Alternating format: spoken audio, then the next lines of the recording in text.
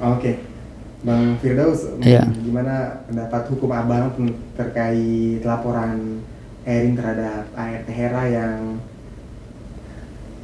yang Komisi 3 DPR RI sudah berusaha menghentikan di Polres Jaksel.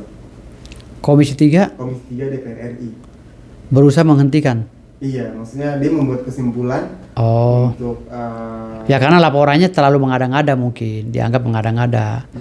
Karena kan laporannya kan terkait dengan rumah yang disyuting itu kan, yang video rumah yang disyuting disebarkan kemana-mana. Kalau menurut saya sih itu terlalu mengada-ngada. Tapi sih hak segalanya diberikan kepada masyarakat Indonesia ya. Selama itu diterima oleh polisi ya saya rasa masuk-masuk aja gitu. Apalagi ada nomor laporannya kan gitu. Jadi ketika ada nomor laporannya sudah terregister di website di Mabes Polri, artinya semua laporan sekarang kan terregister, dipantau oleh Mabes Polri di seluruh Indonesia. Artinya itu harus diselesaikan secara seksama ya, nggak boleh ditunda-tunda gitu. Makanya kalau ditunda-tunda ya nanti seperti apa gitu. Tapi maksudnya ada gak sih maksudnya kekuatan Komisi 3 DPR RI untuk menghentikan ini, seperti apa kekuatannya? Oh itu nggak bisa. Nggak bisa, walaupun Nggak bisa. Sama DPR RI itu konstruksi hukumnya udah berbeda. Hak dia hak legasi dan hak pengawasan gitu loh. Jadi pengawasan artinya mengawasi tapi tidak boleh mengintimidasi. Pengawasannya terkait dengan kebijakan undang-undang apa segala itu, penerapan undang-undang. Hanya mengawasi, memberikan saran. Tapi kalau dia meminta stop, ya itu nggak boleh. Nggak boleh, namanya diskriminasi hukum itu. Diskriminasi terhadap penerapan hukum. Jadi laporan Erin ini sebenarnya Komisi 3 itu udah benar ya untuk menyarankan untuk diberhentikan, karena kan itu bukan soal privasi. Sarannya udah benar. Tapi kan proses administrasi hukumnya harus dilalui. Bagaimana mekanisme pemberhentiannya, sudah sejauh manakah proses penyelidikannya, apakah ini baru tahap di P16, P17, apakah sudah layak di P19 kan gitu. Makanya saya bilang tadi kan muatan saran dari Komisi 3 itu kan sangat syarat dengan P19 gitu loh. Dasar-dasar yang membuat ini P19 apa? Kan gitu, nggak bisa dasarnya dari kalau kata bahasa kita di amicus curiae kan gitu. Jadi memberikan masukan pendapat hukum nih DPR kepada proses penyelidikan ini juga kan nggak dibenarkan. Karena amicus curiae ini kan hanya ada di proses persidangan di pengadilan negeri kan gitu. Jadi kalau pendapat-pendapat hukum itu bisa dimasukkan, disarankan oleh DPR apabila ini sudah masuk dalam proses penghukuman di dalam pengadilan. Tapi kalau dalam proses penyelidikan tidak ada yang bisa, satupun yang bisa mengintervensi kecuali melalui mekanisme yang benar sesuai dengan apa yang dituangkan dalam KUHP, seperti proses pra peradilan, ya kan, atau pengajuan surat permohonan perlindungan hukum, ya sebagai dasar acuan untuk menerbitkan surat P19. Misalnya setelah Habibur Rahman berbicara meminta kepada Polres atau Polda untuk menyetop proses Erin Taulani, ya kan, karena dia laporkan laporkan ART-nya gitu kan ke Polda, karena dianggap Habibur Rahman ini Polres Jaksel, karena dianggap oleh Habibur Rahman ini nggak masuk menurut Habibur Rahman, lalu Habibur Rahman ajukan itu amicus curiae di dalam persidangan, ya porsi dia sebagai pengawas hukum di Komisi 3. Tapi dia untuk intervensi nggak bisa karena nggak ada jalurnya. Kalau semua yang nggak ada jalurnya di dalam perundang-undangan itu jangan dilakukan. Itu akan membuat tertawa kita nantinya yang paham hukum gitu. Walaupun dia ketua DPR RI Komisi 3 gitu. Tapi abang melihat kasus Erin ini kacamata abang gimana sih bang? Maksudnya sosok Erin ini yang sekarang udah akhirnya namanya hancur gara-gara ART gitu, bukan hancur sih tapi maksudnya udah tercemar lah. Kalau Erin Taulani ini kan udah terkenal banget dari dulu, zaman orangnya kan memang emosian, nggak kontrol, kayak semacam ya maaf ya patut diduga seperti psycho kan, marahan. Jadi kayak orang psycho tuh abis marah tahu-tahu menyesal, abis marah menyesal kan, itu seperti ciri orang sakit kejiwaan psycho. gitu loh. Erin kan pernah saya laporkan 2014. Oh gimana Bang? Waktu beliau menghina Pak Prabowo dengan kalimat-kalimat yang nggak pantas. Ya kan saya pendukung Pak Prabowo sejak 2009. 2014 lalu 2019 saya mendukung Pak Prabowo. Saya berhenti mendukung Pak Prabowo karena Pak Prabowo hengkang dan bergabung dengan Jokowi, itu aja sih sebenarnya. Tapi saya sekarang udah kembali lagi ke Pak Prabowo dan Pak Jokowi. Saya udah menerima keadaan itu.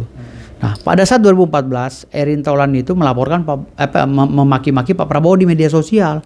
Di akun pribadinya loh, muka dia nongol di situ. Dengan kalimat-kalimat yang nggak pantas. Ya saya melihat Pak Prabowo dihina begitu, ngamuk dong saya laporin ke Polda Metro Jaya. Sampai maaf ya, dengar cerita sih dia beribut sama Andre Taulani. Andre Taulani itu kawan saya dan kami satu basis di Kedoya. Sama-sama musisi dulunya. Waktu zaman saya kuliah. Jadi Andre Taulani biasa kemarin WA dengan saya, nggak ada masalah. Gitu loh. Jadi artinya di sini memang sifat Erin Taulani dari dulu tuh arogan.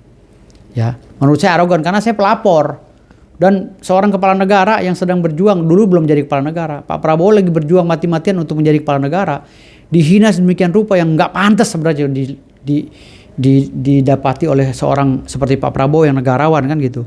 Dihina oleh Erin Taulani. Saya bilang dari dulu siapapun yang meledek Pak Prabowo, saya orang buta huruf kalau masalah urusan begitu. Saya nggak akan kenal angka, saya nggak akan kenal huruf kalau begitu. Kalau Pak Prabowo dihina, udah kalau kata bahasa Betawinya lu udah dah, sekarang gue gak ngerti hukum, udah kita bacok-bacokan aja yuk gitu. Ya gitu. Jadi saya kalau orang menghina Pak Prabowo udah gitu aja. Itu saya nggak kenal orang itu siapa ya. Proses hukumnya waktu itu seperti apa akhirnya? Proses hukumnya? Laporan abang terhadap Erin Taulani. Kan waktu itu saya minta, kalau Erin Taulani datang ke Pak Prabowo minta maaf, saya akan cabut laporan saya. Kan akhirnya dia datang. Oh, iya. Minta maaf sama Pak Prabowo, akhirnya saya cabut laporannya. Kalau dia nggak cabut, kalau dia nggak minta maaf Pak Prabowo, lanjut saya laporin karena saya kan mati-matian bela Pak Prabowo waktu itu. Gitu. Jadi ketua tim relawan. Gitu. Waktu itu dikenain pasal berapa, Bang? Waktu itu undang-undang ITE.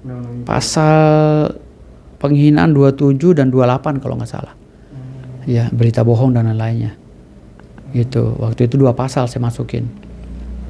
Gitu. Akhirnya dia mendekatkan diri pada Pak Prabowo waktu itu. Entar 2014 2019 sih waktu itu ya. Dia menghina Pak Prabowo. 2014 ya waktu dia Prabowo Hatta Rajasa ya. Oh, 2014. Bukan 2019 Prabowo Sandi kan? Kalau Prabowo Sandi kan waktu zaman gue ditembak di depan Bawaslu. Ya, di Sarinah, di situ gue ditembak. Ya, tapi nggak kena, kan gue punya ilmu ngilang. Gitu. Tapi akhirnya sekarang Erin itu lagi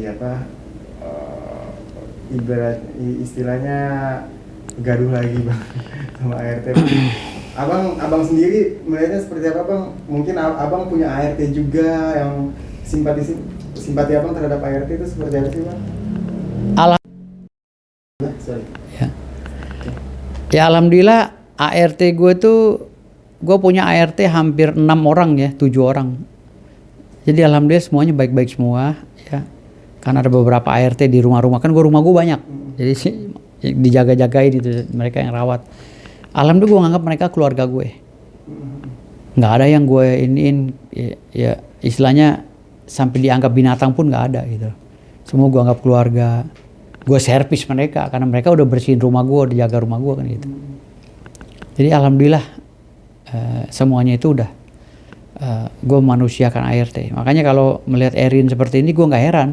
Karena jangankan ART, sekelas Pak Prabowo aja dimaki-maki di media sosial dengan kalimat-kalimat nggak pantas, gitu loh, gitu. Seperti itulah tentang Erin Taulani. Ya, ini maaf nih Andre, ya, aneh bukan ngejelekin mantan ente, cuman ditanya sama wartawan Andre, gue jawab. Salah satu kebijakan di rumahnya Erin yang saya tahu ya dari ART lainnya. Itu HP-nya itu disita udah berapa minggu disita. Ini ART lain yang bicara kemarin. Itu menurut abang untuk ART terus disita itu melanggar perampasan dong. Perampasan. Apalagi ada pengerusakan, perampasan, pencurian bisa juga. Perampasan dengan kekerasan juga bisa. Itu masuk tuh. Iya, laporin aja perampasan.